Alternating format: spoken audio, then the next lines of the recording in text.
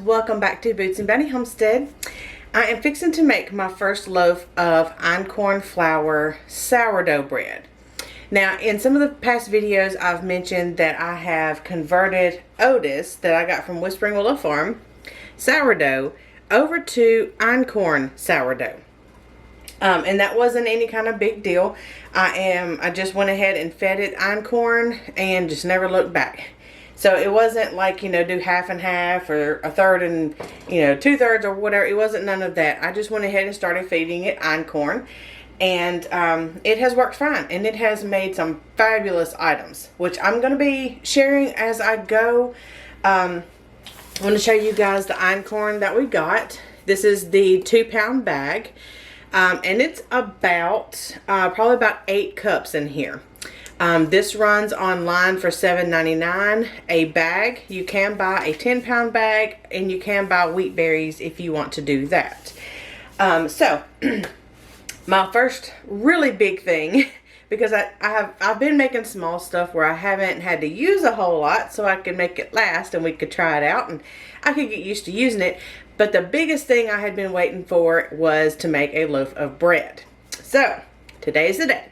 And instead of just making plain einkorn, I want to go ahead and make it sourdough einkorn because it is so beneficial to go ahead, and it's not only just the ancient grain, it's a fermented ancient grain. So it's even more benefits, and that's what I want to make. So I just went on Pinterest, kind of looked over some different bread recipes, found the one that, of course, the picture looked good. Her blog was good.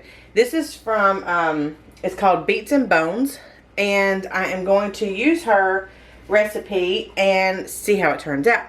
It looked easy enough. So, as most of you guys may know, I'll kind of explain a little bit. With sourdough, a lot of like white or all-purpose white flours, they'll tell you to put in 150 grams of flour, 150 grams of water, and then let the whole thing ferment. Now, you can do it that way. But with einkorn, the recipes I've noticed, it's a little different. What they do is they take a little bit out of your starter and then add the flour and water to it and then start your recipe from there. They don't feed the whole thing and then take some out. They take some out and then feed that, if that makes sense. I don't know why they do it that way. I do know that einkorn takes a little bit longer to absorb water, and it doesn't absorb as much water. So whenever you do use einkorn as a 1-to-1 ratio for all-purpose flour, they say to decrease the water or liquid by 20%. So if you want to go out there and just start converting recipes, that's one of the tips I keep seeing over and over and over as I'm researching how to use einkorn. So anyways, let's get started. We've got to do a pre-ferment, which is, like I was saying, we've got to take a little bit of the sourdough starter out, put the flour and water with it, and then let that ferment.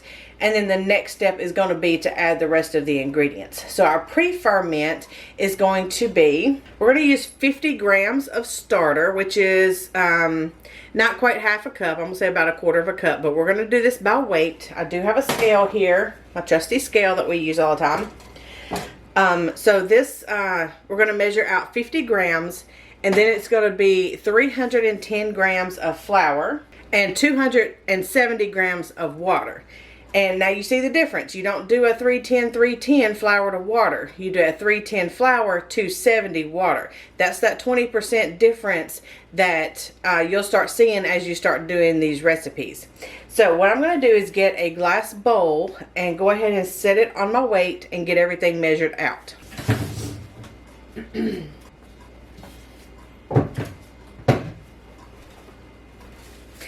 I'm going to use my big bowl here just because I'm eventually going to mix everything in it. So I'm going to go ahead and just dirty up one instead of dirtying up 2 or 3. Alright, I want to sit my bowl on the scale first and then turn it on, so that way it's zeroed out. Or you can turn it on, sit it on there, and then tare it.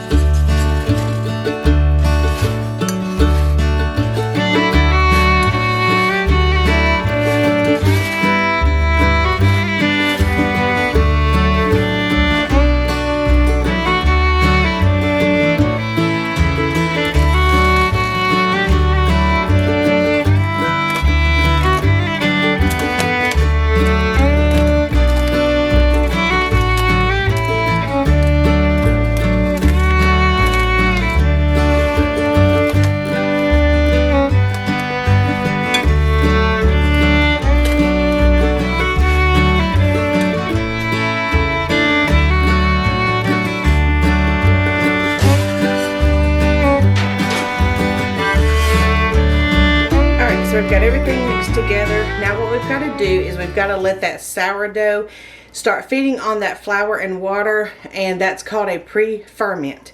So we've got to let it ferment for 3 to 5 hours. Now with einkorn and the research I've been doing, it says that you're not going to see it double in size. And with a lot of the recipes that I've already done with the sourdough, it has almost doubled in size, but we've got to watch it, because if it gets too bubbly or if it over ferments, whenever we cook it, it can go flat in the oven from what I have read. I haven't ran into that yet because I have been watching it and I have been learning and practicing. So far everything has went well, but I want to give you that information to show you what we are looking for. So I turn the light on in my oven because it says it's going to ferment for 3 to 5 hours. I am hoping to get it closer to the 3-hour mark, just because you've got to plan your timing, and that's how I'm going to plan my timing, is I'm going to try to push it to that 3-hour mark. Now with einkorn, since it takes so much longer to ferment, it's not something that you're going to be able to rush too much. I have learned that with einkorn, it will teach you patience. It is not like white flour to where it's going to get super active, but it does get strong, and you see that evidence. It has the large bubbles in the sourdough, but you can't rush it because it does not absorb the water like regular flour does. It does take its time, because you got to remember, this is ancient grains. It's still on lazy days times, you know, and it doesn't get in a hurry, you know, not like we are today. And so that's where it teaches you to slow down and enjoy the process and take your time, because the food is going to be excellent. It's going to be super tasty. We have loved everything I've made so far. The flavor is incredible. And I mean, it's nothing like we've ever tasted. It's such a difference from today's flour and what we're used to having in our flavors for food. We're going to stick with this until, you know, endless times, if we can continue to get it, if we can continue to use it. But anyways, the bowl is going to sit in there for 3 to 5 hours. I'm going to watch it. I'm going to bring you guys back and show you what I'm looking for, to kind of show you how einkorn works and what I have experienced and what I've read. So I will bring you back at that time whenever we start checking it about the 3-hour mark. Kind of see where it's at. It's going to be more for the bubbles, not for the size or the expansion. We don't want it to double, like I said. We're going to be looking for those large bubbles. So I'll bring you back in about 3 hours and show you what we start looking for. Let's take a peek. Now we're going on almost 6 hours. Looks really good. And you can see the bubbles in there. Those are big bubbles. It's still bubbling, and it has doubled. So we want to go ahead and do the next step, because if we ferment it too much and make it rise too much, it'll actually collapse in the oven as we're baking the bread, because it would have already used up all the yeast. So let's go ahead and take this out, and you can see our plastic is pretty puffy. So let's go ahead and take it out and do the next step. Ooh, that is really warm in there. Let's go ahead and take this off. And it's jiggly. Okay, so now to this, we are going to go ahead and we've got to make a roux first. Now for our roux, we do have to make like a gravy consistency. It's just part of the recipe. I've never done this before for a bread recipe, but I'm going to follow it. And what we're going to need is just some flour and water, and then we've got to let it sit to cool off, because we can't put anything hot in with the sourdough, because it will kill the yeast if it's over about 100 degrees. And after we make our roux, as it's cooling off, we're going to go ahead and make the rest of our dough, and then we'll continue with the recipe from there.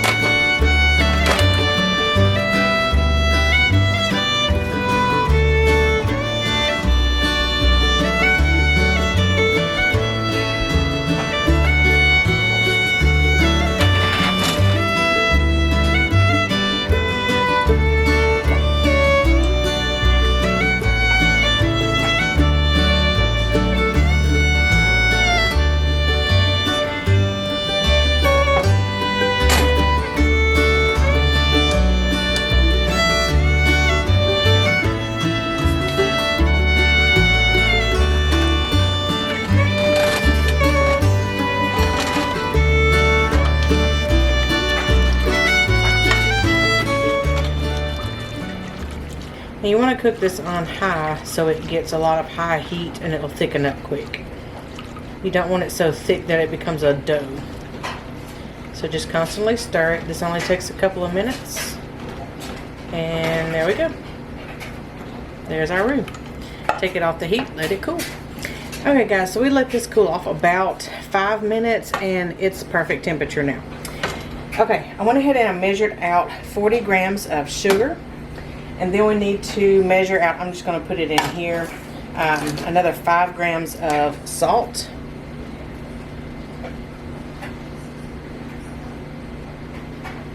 Now I went ahead and placed my my bowl on top of here. I pushed the tare button to bring it back to 0, and it calls for 30 grams of butter softened, not melted, but softened. So this is room temperature butter and it is softened. I've got 30 grams here. Now this and the roux are going to go into the sourdough, and let's get it all mixed up.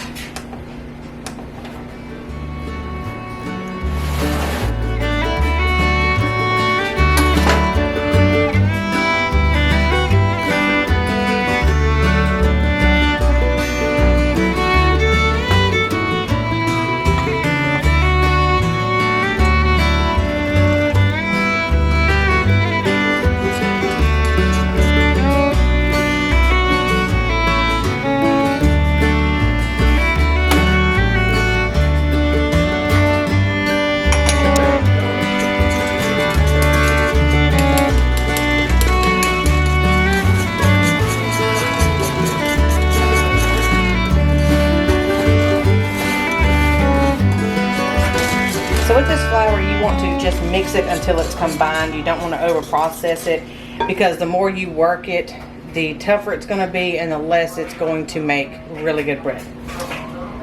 So now to this, we need to, I'm going to cover it up, let it set for a second because we've got to measure out some more stuff.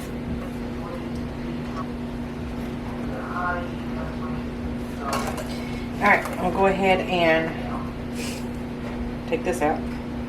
The bowl on there. I'm going to add 310 grams einkorn flour.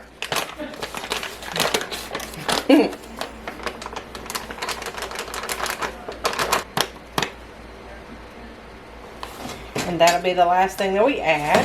So we can go ahead and put all this stuff up. Let's mix this in.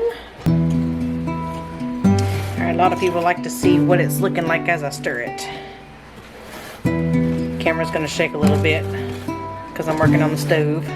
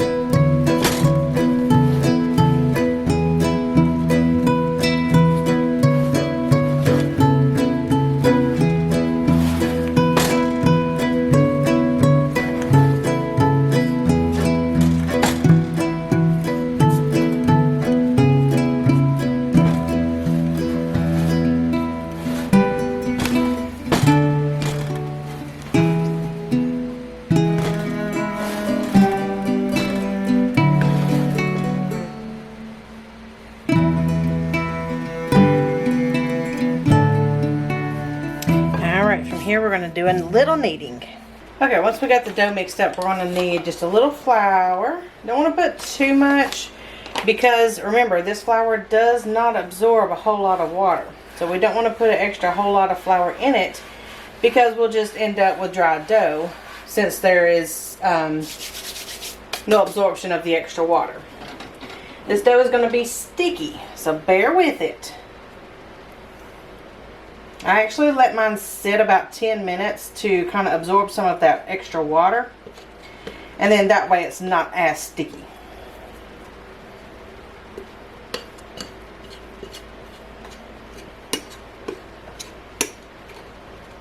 So while you've got this out, go ahead and get your pan ready. And since I'm making a sandwich bread, I'm going to go ahead and use my Pullman loaf pans. These are the 18-inch pans. And you can butter it, you can grease it, you can flour it, whatever you want to do. I'm just going to dot it just a little bit with a little bit of non-stick cooking spray. And with this dough, you don't want to knead and push it because there's no gluten to build up. Whenever you knead a dough, like pull it over and push it, what you're doing is you're activating that gluten. Gluten is a bond of proteins. It's not a thing. It's a bond between proteins. So as you fold and push and fold and push, you're building up that bond, which means you're building up the gluten or the glue that holds the proteins together. This flour does not have that because, like I explained in a previous video, where the gluten index for this kind of flour is 0, but there is gluten. It's just not like today's gluten. That's why you can easily digest einkorn where you can't easily digest, and that's why some people have the intolerance for gluten, is because of today's flour. Go back and check that video out if you hadn't seen it yet. I explained it all. So with this one, we just want to simply fold it just to kind of mix everything together just a little bit. After we do it a few times, then we are going to go ahead and put it in our pan. This is just kind of shaping it, getting it to all come together, and it will do the second rise and further fermentation for the bulk of it in our pan.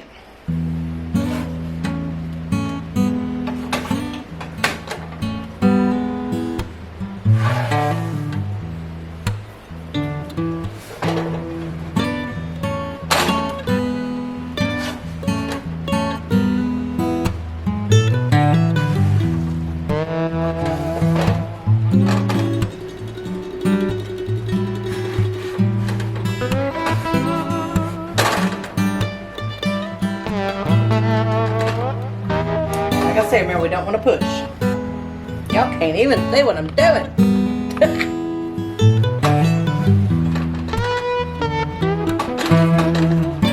I just want to get it to where it's not as sticky.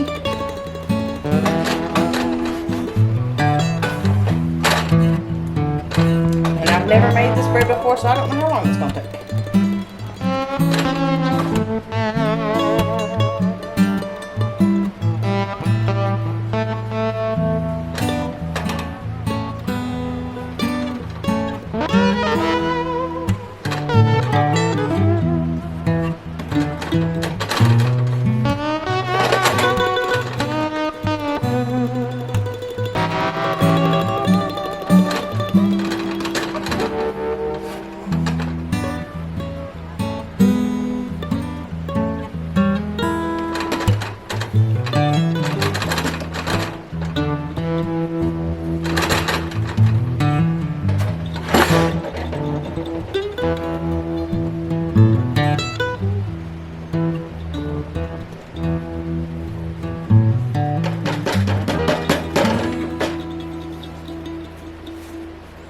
See if I can do this without pulling it back toward me and pushing.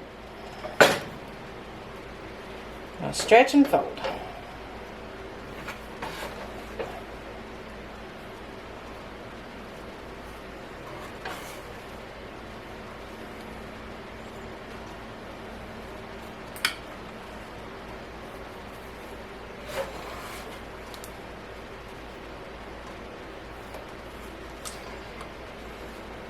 This dough is never going to be somewhat not sticky.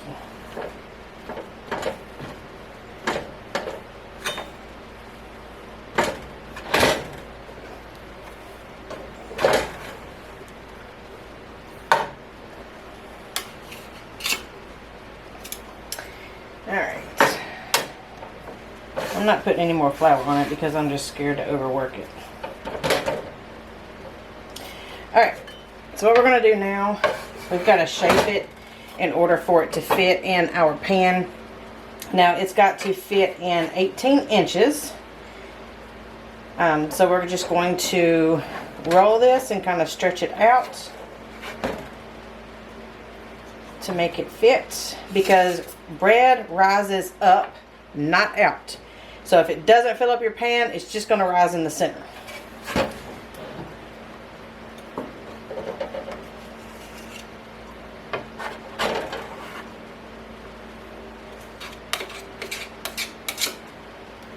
What we can do is sit this right here, and I believe it's the width Yeah, it's the width of the cutout of my board. Alright. Here comes the magic. Let me tell you. It'd be a miracle if I get this stuff up in there.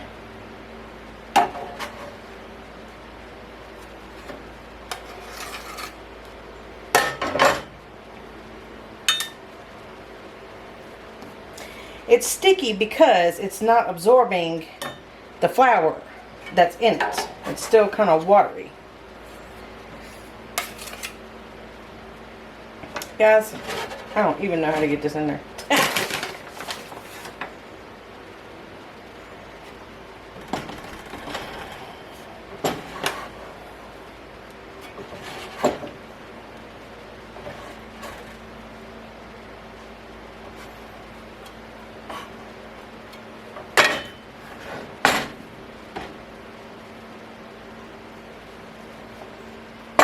This dough is a mess. We're gonna have to perfect this, guys. I don't even know if it's supposed to be smooth or if it's just gonna rise like that. Because it's a hot mess. But hey, we all gotta learn together, right? I'm doing this because I want y'all to see what I have to go through the first time. And y'all seen me make bread. I've made bread a lot. But Lord have mercy. This takes the cake. Alright. There she is. It may turn out like she's braided or something, but there she is. Okay, so it says it should fill it about 1/4 of the pan, and that's perfect. So now what I'm going to do is I'm going to cover this.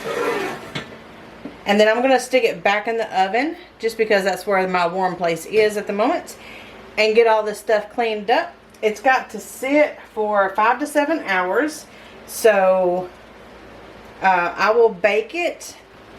In the oven it goes. Alright, clean up. Alright, so I went ahead and I checked it.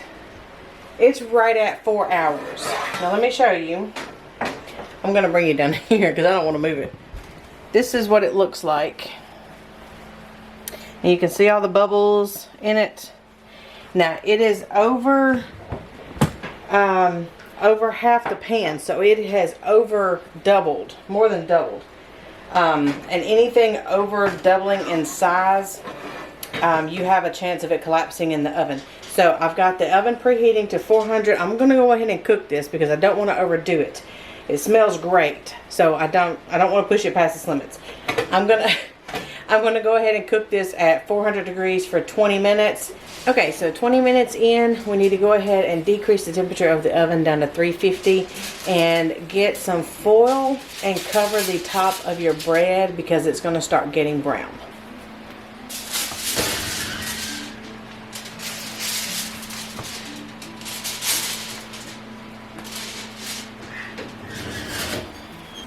And we will cook it for 20 more minutes at 350.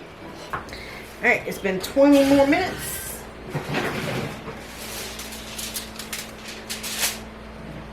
Go ahead and get it out.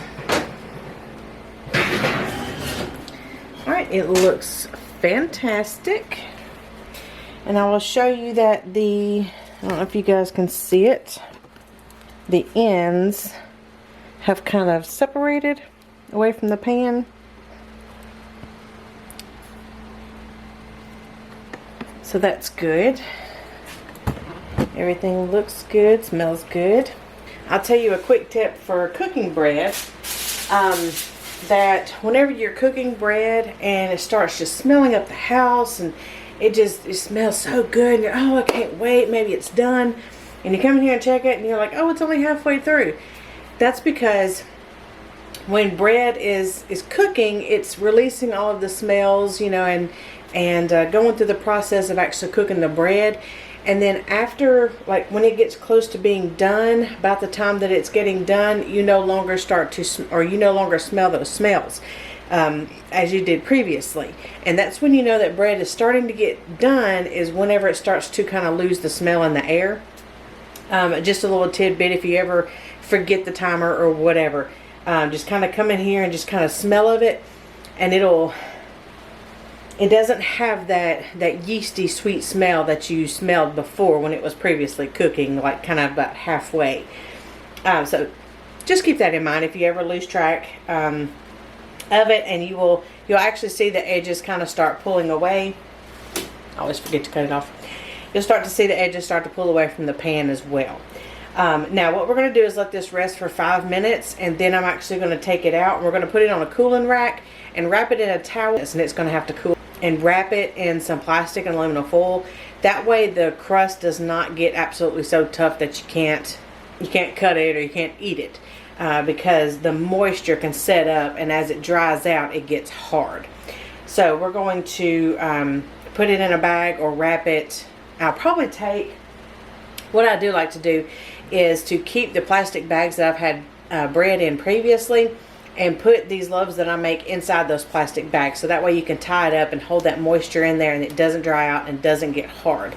So that way tomorrow, whenever we get ready to cut this and make sandwiches, that reminds me, I gotta get my knife, that it won't be, you know, just hard as a rock and I'm trying to cut through stone. So anyways, guys, I hope you enjoyed this. So anyways, hi. So anyways, I will YouTube life, and I hope you guys try this. The recipe's down below. We'll see you next time. Bye, guys.